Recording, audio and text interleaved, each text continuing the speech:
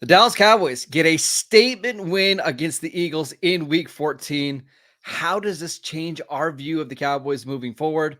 All that and more in this episode of the Locked On Cowboys podcast. You are Locked On Cowboys, your daily Dallas Cowboys podcast. Part of the Locked On Podcast Network, your team every day. Locked on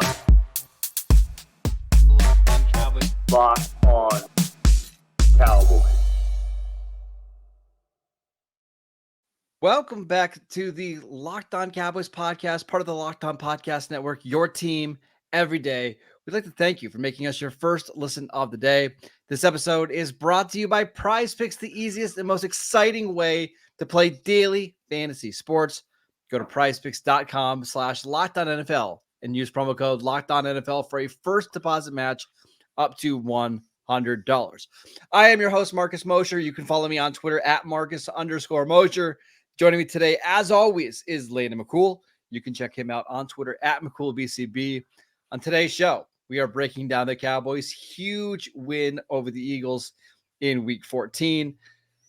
But Landon, let's start with this. How much does this win change your opinion of the Cowboys moving forward? I mean, it's just the next step, right? It's the next step that we needed to see this team in order to kind of rebuild that belief that that this year is different. This year can be different. That this year they can take the next step, or take the next two steps that they need to. You can only. I mean, it's the same thing that we said the previous this week, right? You can only play the opponents that are assigned to you, right? The Cowboys have taken care of business, and last week it was not being able to beat a team with a winning record. The Cowboys go out and beat Seattle.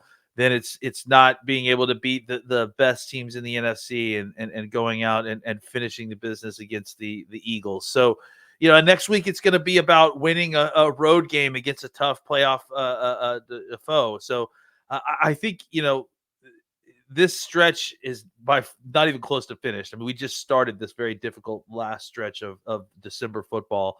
But I think, with each one of these games, we're going to learn something more about this team that we didn't know. And I think this game, more than any of the others previous to it, has kind of reestablished that the Cowboys are at the very top, in that top tier of teams in the NFL. I thought this game showed me a lot about the Cowboys for a couple of different reasons. There was a moment in this game where this game was an 11-point game, right? After the Dak fumble, it was 24-13, and it very much felt like the Eagles have played like crap through the first three quarters of this game, and yet it's less than a 2-score game. It's two touchdowns, and the Eagles have a chance to win this game.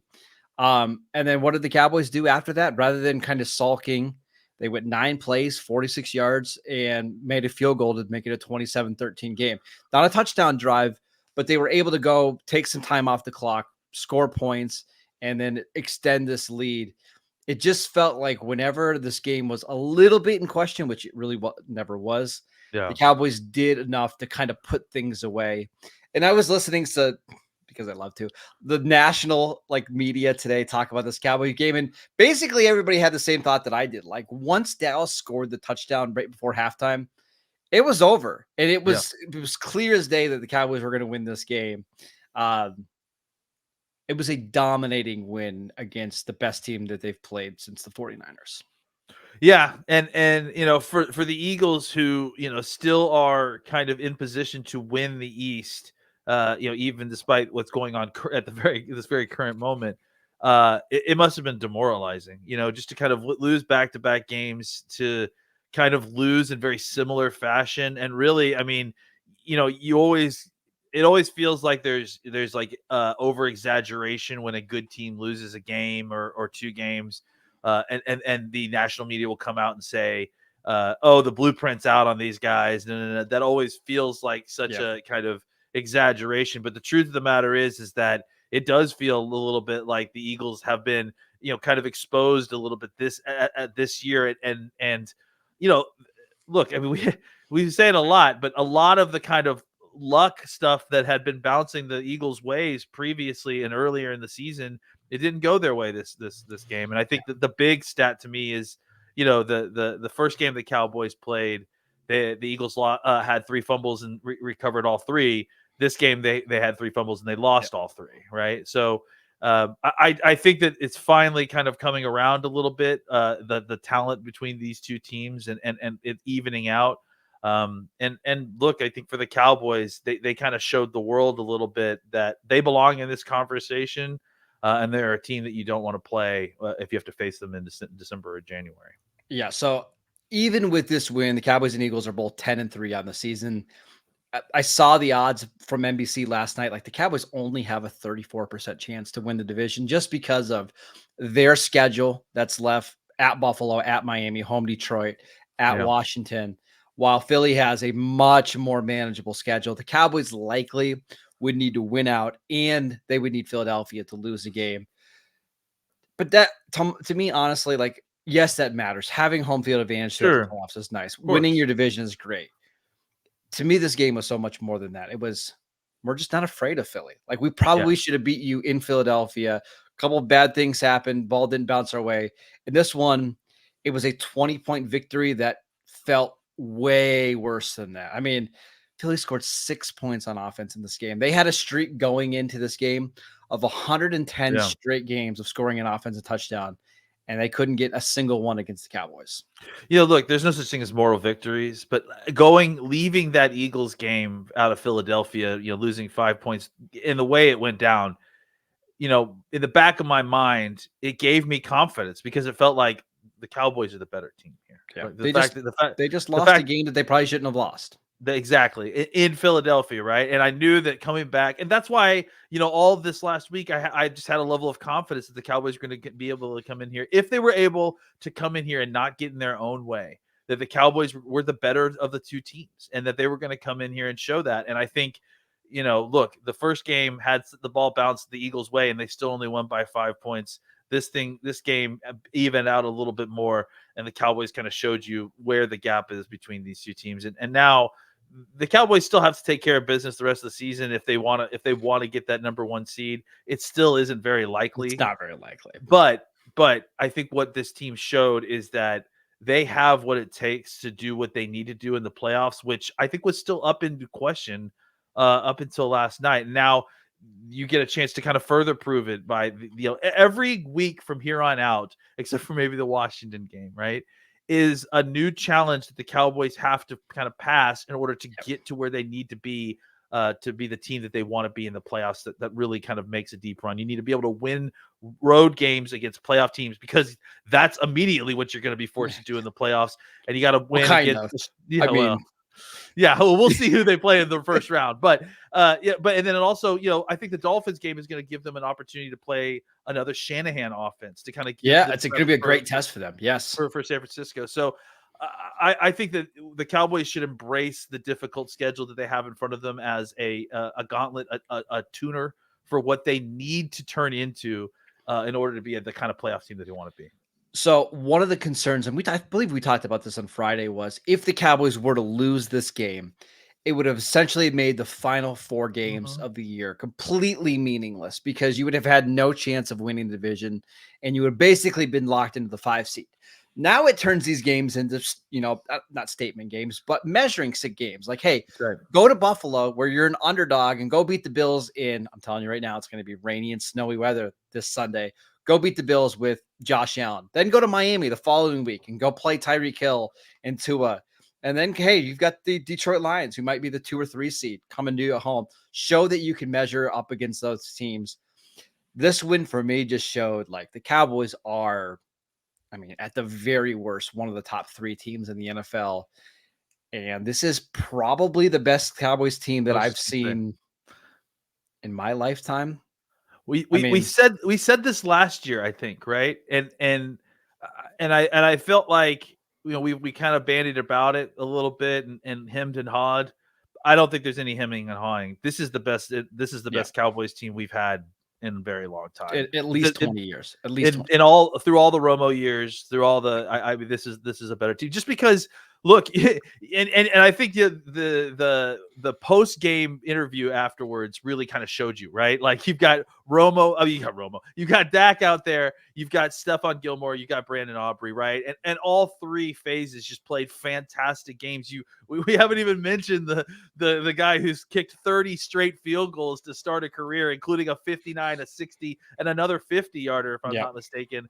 To score points. So I just think that they're clicking on all levels. They're all playing. All three phases are playing extremely good football right now, and I'm excited to see what happens from here. One of the reasons why this Cowboys team is this good is because of how well all the role players have played.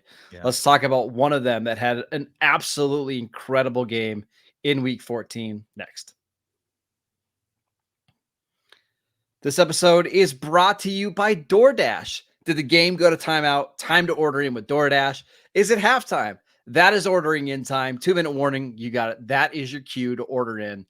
Whenever the game clock stops, that's your time to order in with DoorDash.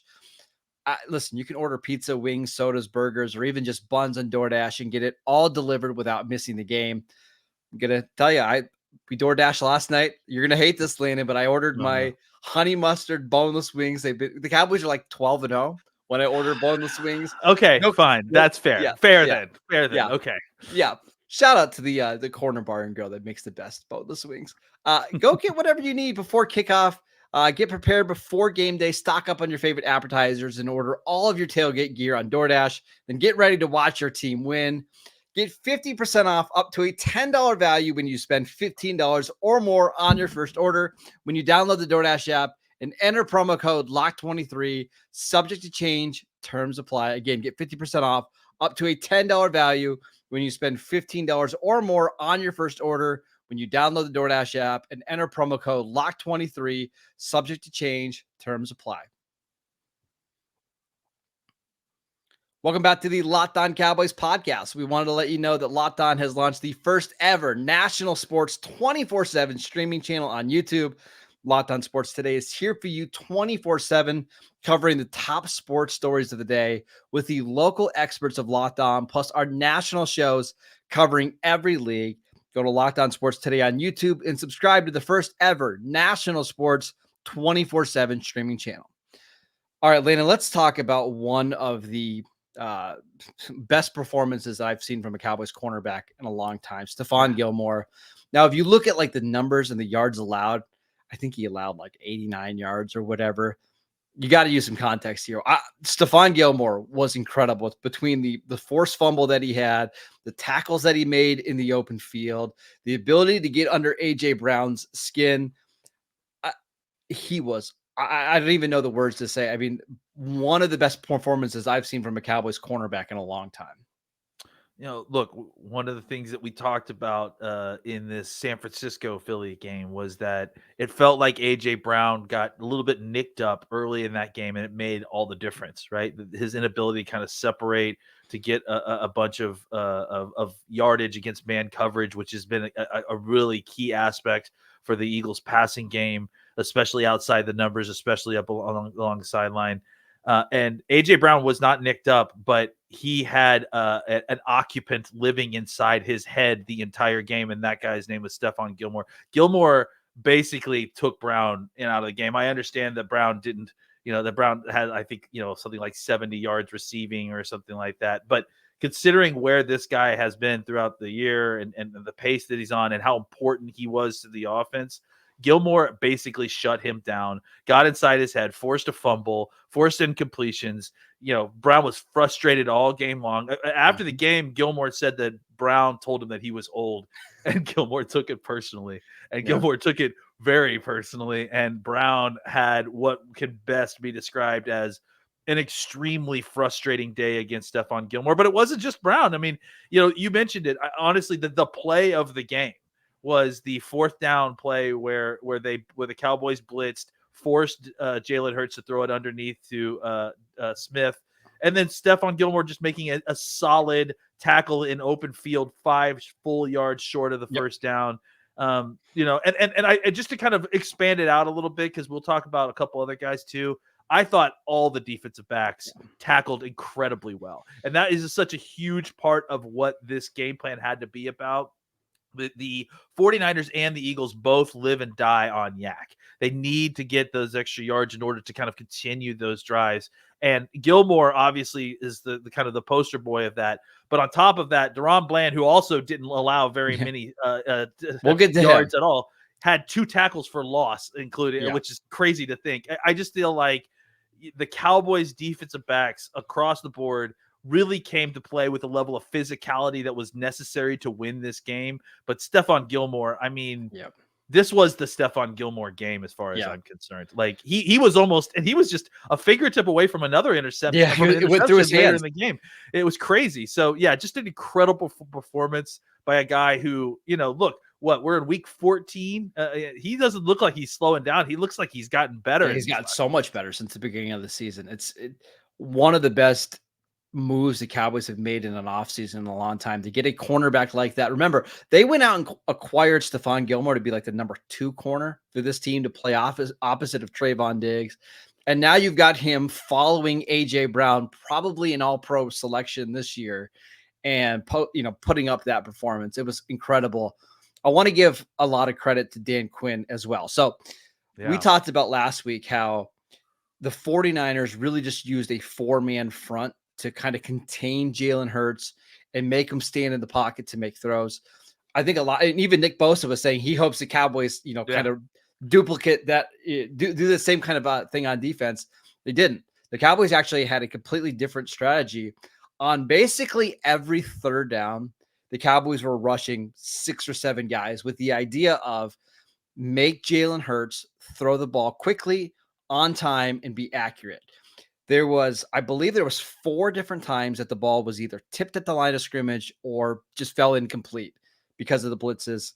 And then there was 3 other times where Hurts threw the ball short of the marker and the Cowboys made a tackle. Stephon Gilmore made 2 of them. Like, it was a great game plan, and it was also great execution by the defensive backs too. When they do make the catch short of the line to gain, go make your tackle. That's what won this game for the Cowboys.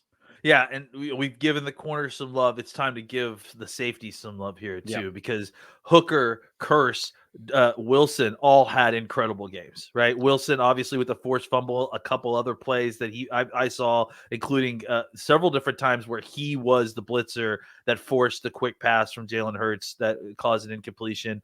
Hooker with just several key tackles in the open field with some big hits on the running back, like Swift and just laying the wood down there. And then Curse just I think was probably one of his better coverage games that we've seen. You didn't see Goddard breaking loose for a bunch of receivers. I even saw Curse with good coverage on A.J. Brown up and down the sideline of the field. So we mentioned Gilmore, and Gilmore needs a separate star next to his name. He deserves a game. He was ball, the best of them all, without a doubt. But that is not to say that the rest of the defensive backs didn't play well. They played fantastically. And then, can I mention one more guy real quick before we move on? Marquise Bell. The week that we talk about, everyone's talking about Sheldon Leonard. Or Darius Leonard. Not Sheldon Leonard. Shaq Leonard. You and I have been adamant since the conversation, since the beginning of the mentioning of Darius Leonard, Shaq Leonard, however you're calling him, that we were okay with this, as with the caveat that it meant we aren't taking Marquise Bell off the field. And I think you saw last night why, right? He had an incredible game, had a pass deflection, was making tackles all over the field, and then to seal the game with a huge forced fumble, I just thought was just icing on the cake on hey, how many Eagles fans were in my mentions all week talking about who's Marquise Bell? Well, I have a feeling you guys know who he is now. And you're going to know about him for the rest of the season. So kudos to the Cowboys back 7 who, really needed a kind of signature win the way that the front 4 got. And I think that everybody in that Cowboys back 7 played absolutely fantastic. All right, let's talk about some other players that had standout performances in week 14 against the Eagles. We'll do that next.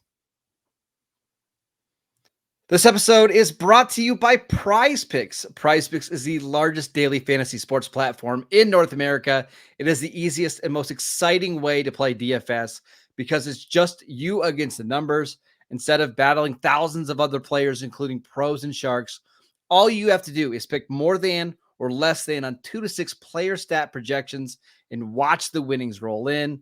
PrizePicks is the most fun that I've had playing DFS because there's so many different players and so many different stat projections to choose from.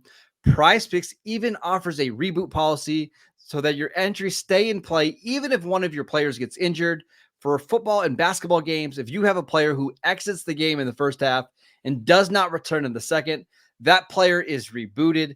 PrizePicks is the only daily fantasy sports platform with an injury insurance policy. Go to prizepicks.com/LockedOnNFL and use promo code LockedOnNFL for a first deposit match up to $100. Again, go to prizepicks.com/LockedOnNFL and use promo code LockedOnNFL for a first deposit match up to $100. Welcome back to the Locked On Cowboys podcast. Every day, we want to let you know on tomorrow's show, we're going to do some of our all 22 notes after diving into the film. Got to imagine that's going to be a pretty fun watch for us this evening. But let's talk about some players who we're going to call secret stars from week 14. Landon, who do you got? Man, I really felt like, we'll talk about, tomorrow, I'm sure, tons about Ferguson, about CeeDee Lamb, about this offensive line. I thought the offensive line played really great football, but just a couple of guys that we felt like, really, really made big plays in this game that, we didn't want to overlook. I had to mention Michael Gallup up front, right? Like he had 3 really, really big catches, including the touchdown and the very big catch down the sideline. And he also had another big third down conversion. He's going in there. You see him with a couple of different great blocks. Dak's not afraid to kind of motion him in and use him as a blocker in the run game. Look, when he gets used correctly and not overused, I think Gallup still provides a lot of value for this offense when given an opportunity and when not like over-targeted. Yeah, it feels like they've kind of settled into a nice role with him where I think him and Jalen Tolbert, who I'm going to talk about in a second, they were within 3 snaps of each other. Mm-hmm. They're pretty clearly not the number 1 or number 2 options, and they can just mix those guys in depending on the opponent and the formation. He was a really good one. I just wanted to mention Tolbert. He had 0 catches, 0 yards on 1 target, and he makes my secret stars of this list because of what he did as a blocker. Yeah. The first third down of the game, the Cowboys run the jet sweep with Kevontae Turpin. He's the guy that's blocking the linebacker that springs Turpin free. On the CeeDee Lamb touch pass near the red zone, he's the guy that's blocking the safety that allows CeeDee Lamb to get to the edge. I thought he did some fantastic work as a blocker. And if you're going to be the number 3, number 4, number 5 receiver on a team, you better block. And Tolbert did it really well in this game. Yeah, and then another guy who I don't know if he counts as a secret star because he's a focus of the offense in many ways, but I just wanted to point out Tony Pollard's abilities as a receiver because I think that it's something that went unnoticed, but the luxury that the Cowboys have, and think about where we were last year when these passes were going to Zeke, right? And the Cowboys to get a guy that could get 62% receiving rate as a receiver, as your running back, to be able to just dump the ball off to Pollard and have him pick up 5 yards, almost every time. Like that's such a luxury that gets overlooked. But I mean, that's a huge part as to why the Cowboys are able to kind of consistently convert third downs, because on 2nd and 7, if you can, look down the field and if there's no one open, just dump it off and get another easy 5 yards, no matter what. Like keeps you ahead of the sticks, right? Keeps you ahead of the sticks on schedule, makes it for easy third downs. There were just several different times where he was able to kind of just get the ball to Pollard and let Pollard pick up yards to just make either more manageable third down or picking it up himself. So really big game for him. Do you have another one? Because I got one more. Really quickly on the Tony Pollard one, there was a play that the Cowboys ran where I think it was Michael Gallup was the X receiver, and they ran a slant to Gallup, and the linebacker jumped it. So Dak threw the ball to his right to Tony Pollard, but Hunter Lipke was right in front of Tony Pollard, so it was like a design blocker in front of Pollard. It was a really cool play design to give Prescott a check down option after his first read wasn't there. Got 6 yards on the play on a 2nd and 5 and moved the chain. It's a great run by Pollard too, because he was on the ground when he caught the ball, right? And then he gets up uses Lipke as kind of just a blocking dummy, goes one direction and kind of loops around and is able to get 5 yards out of absolutely nothing. Last one I just wanted to mention was Kevontae Turpin. Again, just seemingly every week you're getting like 1 or 2 big plays of him in the offense, not just as special teams. I was wondering if he was going to break a big one. He did have a nice return early in the game, but he also got a big defensive pass interference draw on a play downfield on 3rd down, and then a 22-yard run on the reverse, which, the Cowboys have gotten really good about stretching teams horizontally with these loop around reverses, pitches, whatever you want to call the thing to CeeDee Lamb. I think they ended up calling that a pass. But, the Cowboys have done a really good job of keeping teams honest with their motions by getting the ball going horizontally to Turpin and CeeDee Lamb. And Turpin obviously took advantage of his one opportunity this last game. Yeah, I want to just mention Rico Dowdle. In the first 3 drives of the game, he had a 2nd and 6 run that went for 7 yards. He had a 2nd and 5 yard run that went for 6 yards. He had the touchdown on 3rd and goal where he smashed it inside and ran through Jalen Carter's arms, basically. Yeah, right. Yeah. I still think Pollard's the better running back, and you saw it this game. Pollard's starting to get healthier. Like it's so clear that he's healthier, but there doesn't feel like a massive drop off when Rico Dowdle comes in the game, and it feels like the Cowboys really need his physicality and his violence as a runner. So for Rico Dowdle to get 13 touches in this kind of game and play really well, I thought that was outstanding. Yeah, absolutely. I mean, again, I love the way this offense is balanced right now. The run pass ratio, the balance within the run between the 2 running backs, the proportions of targets for each player. The Cowboys are doing this very organically, and it's a great way to make sure that you're keeping the defense guessing. You're not overusing one player more than another than you need to. I think they've gotten to the point where they're in the end of December, and they've got 2 running backs, one of whom is actually running better than he was in September. Strange. So it's they've really done a good job of spreading out the wear and tear and kind of keeping everyone healthy for a nice little playoff run here at the end of December. I will say, so I think CeeDee Lamb, Brandon Cooks, Michael Gallup, and Tony Pollard, they're all kind of like mild-mannered, quiet guys. But Rico Dowdle and Jake Ferguson kind of give the Cowboys this little bit of edge on offense and a little bit of physicality that they frankly just didn't have last year. Like, listen, I'm a big Dalton Schultz fan. Dalton didn't have this kind of attitude about him. I think it does kind of fire up the offense a little bit. And I think those 2 guys, as we go into this final month of the season, that's what you're going to need when you play some, outdoor bad weather games the rest of the way. I'm going to say it. Ferguson is the identity of this offense, right? He's this athletic, physical, get in your face type. He is the kind of merging of what the offensive line is with the wide receivers and with Dak's attitude about playing quarterback, aggressive, unafraid, physical. Like those are things that that Dak has, right? But we haven't seen necessarily reflected in some of the players around him the way that Ferguson does, right? Like Ferguson will take it to you. He's not afraid to go up the seam. He's not afraid to take a big hit. He's not afraid to let you know that you delivered a big hit and he still got the first down. So he's a big biscuit, and he'll hurdle you if you try to take him low. And I love him. I really do. He's been so fun to watch. All right, that is it for today's show. We want to thank you for making Locked On Cowboys your first listen every single day. Go check out our YouTube channel. We post videos every single day over there. We are free and available on all platforms. Go follow Landon on Twitter at McCoolBCB. I'm at Marcus_Mosher. Enjoy your Victory Monday, and we will see you right back here tomorrow.